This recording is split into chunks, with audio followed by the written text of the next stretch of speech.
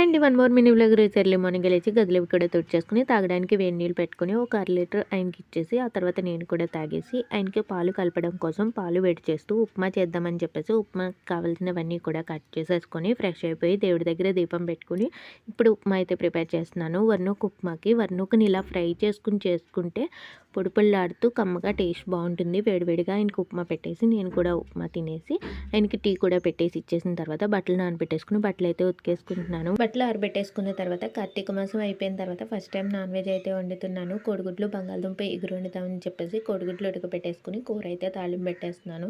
మీరు మీ లంచ్లోకి ఏం కూర వండుతున్నారో కామెంట్ చేయండి. నేను కూర వండేసిన తర్వాత ఇడ్లీకి దోసపిండి కోసం పప్పులు నానబెట్టుకుని అన్నం వండేటప్పుడు ఒక అరగంట సేపు బియ్యం నానబెట్టుకుని అన్నం వండితే బాగుంటుందని చెప్పేసి బియ్యం కడిగేసుకుని గ్యాస్ అది కూడా నీట్గా తుడిచేసుకుని కొన్ని గిన్నెలు ఉంటే అవి కూడా క్లీన్ చేసుకుని రైస్ అయితే వండుతున్నాను. ప్లీజ్ వీడియో నచ్చినట్లయితే లైక్ చేయండి. Thank you.